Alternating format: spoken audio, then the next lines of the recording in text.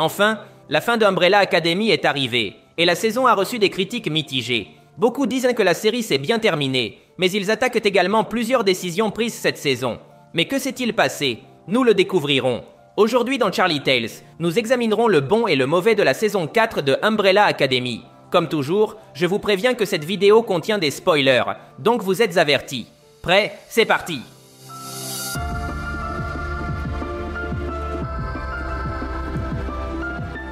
Mon point positif était la fin de la série.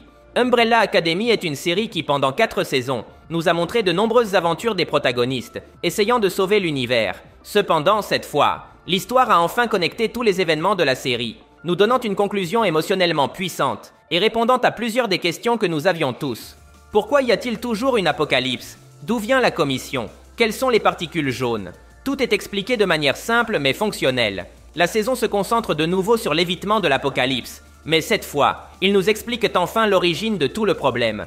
Tout cela a commencé à cause de Reginald, qui a utilisé les particules de Marigold pour créer les enfants d'Umbrella, et ainsi ressusciter sa femme. Mais en faisant cela, il a altéré l'univers, provoquant sa fragmentation en de nombreuses lignes temporelles.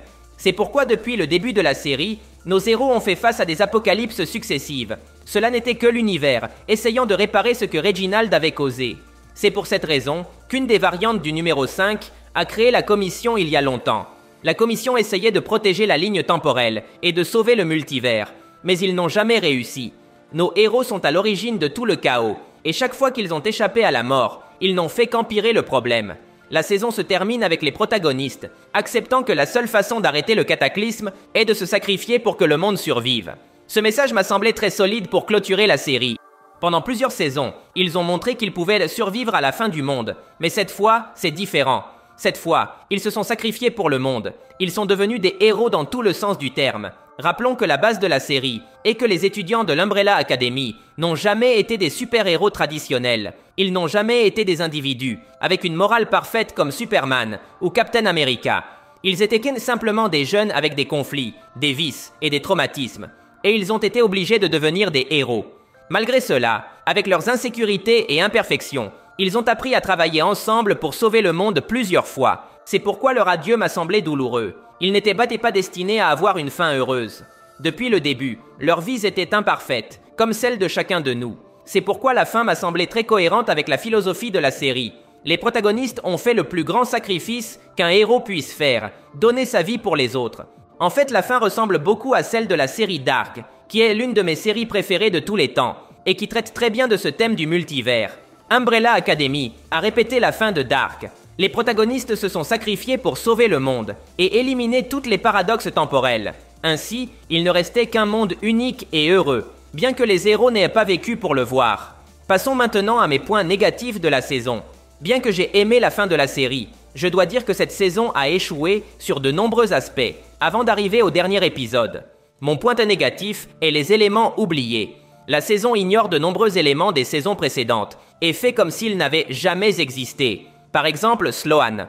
Dans la saison 3, elle était membre de la Sparrow Academy, qui est tombée amoureuse de Luther, et ils se sont même mariés. Cette relation était très bonne à l'époque, mais dans cette nouvelle saison, on nous dit que Sloane a disparu, avec le redémarrage de l'univers. Le problème était que sa disparition n'a aucune importance, et Luther la mentionne à peine 1 ou 2 fois. Quel gâchis!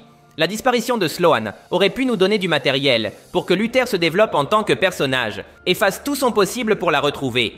Mais au lieu de cela, la série ignore totalement Sloane et nous montre Luther comme le personnage idiot et comique de l'équipe.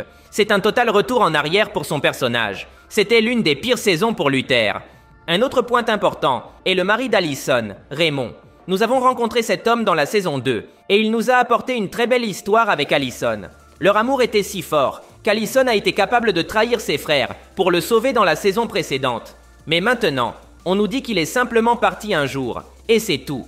C'est triste car cette relation était bien construite et aurait pu nous donner un adieu douloureux à la fin de la série. S'ils voulaient tellement éliminer ces personnages, ils auraient au moins pu en profiter pour connecter Luther avec Allison. Rappelons que dans la première saison, il était établi qu'ils avaient des sentiments l'un pour l'autre depuis leur enfance. Ils auraient donc pu profiter du fait qu'ils ont sorti leur partenaire cette saison pour terminer la série avec eux amoureux. Je ne dis pas que cela aurait été l'idéal, je préférais Luther avec Sloane, mais puisqu'ils l'ont sorti, ils auraient au moins pu en profiter pour le réunir avec Allison et clôturer leur histoire. Et enfin, quelqu'un peut-il m'expliquer ce qui s'est passé avec le deuxième Ben? Rappelons que la saison 3 s'est terminée, avec le redémarrage de l'univers, et il y avait 2 Ben dans ce nouveau monde. La série a tout simplement oublié cela, comme si de rien n'était. Il y a d'autres éléments oubliés, mais passons à mon deuxième point négatif. La relation entre Cinq et Lila. Mes amis, pour moi, c'était une décision super forcée et inutile cette saison. Et cela m'a semblé si mauvais, que je lui donne son propre point négatif. Depuis la saison 2, nous avons rencontré Lila, et son personnage s'est connecté naturellement avec Diego. Ils ont traversé plusieurs obstacles pour être ensemble, et finalement, ils ont fonctionné en tant que couple. La saison 4 décide de jeter tout cela par-dessus bord, pour faire tomber Lila amoureuse du numéro 5, dans une relation totalement inutile. À quoi a servi cette relation? Qu'est-ce qu'elle a apporté à la grande finale de la série? Rien. Elle a seulement gâché l'adieu que Lila et Diego auraient pu avoir à la fin du monde. La saison a en soi développé un arc de personnages pour Diego et Lila, dans lequel ils avaient des problèmes dans leur mariage et n'appréciaient pas leur vie de parents. Mais au fil de l'aventure, Diego a appris à apprécier sa famille et à réaliser qu'ils avaient toujours été les plus importants. Il était donc logique que Lila apprenne quelque chose de similaire. Mais ce n'était pas le cas. Il n'est pas clair quel était l'objectif de la faire tomber amoureuse de 5. Et il n'est pas clair non plus quels sont ses sentiments à la fin de tout cela.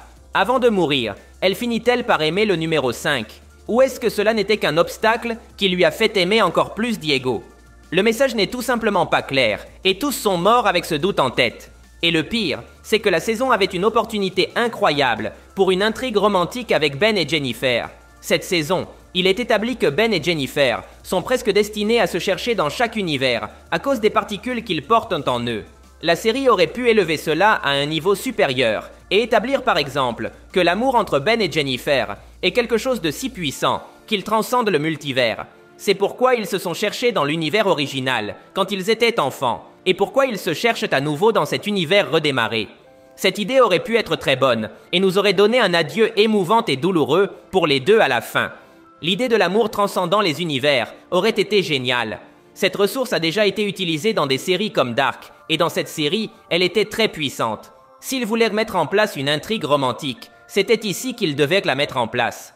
Mais à la place, la saison met en place la relation entre Ben et Jennifer, comme une attraction chimique, presque sexuelle, sans aucune grâce. Quel gâchis, car Ben est un personnage très intéressant, et qui jusqu'à présent n'avait pas eu l'occasion de briller. Ils avaient l'occasion parfaite pour l'utiliser, et lui donner l'importance qu'il mérite. En conclusion, Umbrella Academy saison 4 nous présente une fin émotive pour la série. Elle connecte bien tout le multivers et les intrigues apocalyptiques que nous avons vues dans le passé. Mais la saison est très maladroite dans sa gestion des personnages et des relations romantiques. Ils ont gâché plusieurs éléments, donc pour moi ce n'est pas ma saison préférée. J'ai seulement aimé la fin. Mais bon, c'est tout pour aujourd'hui. Si tu as aimé la vidéo, cela m'aiderait énormément si tu me laissais un like. Ce serait légendaire. De plus, n'oublie pas de t'abonner car je posterai plus de vidéos sur tes séries et films préférés. Merci de m'avoir écouté. Mon nom est Charlie et nous nous verrons à l'avenir.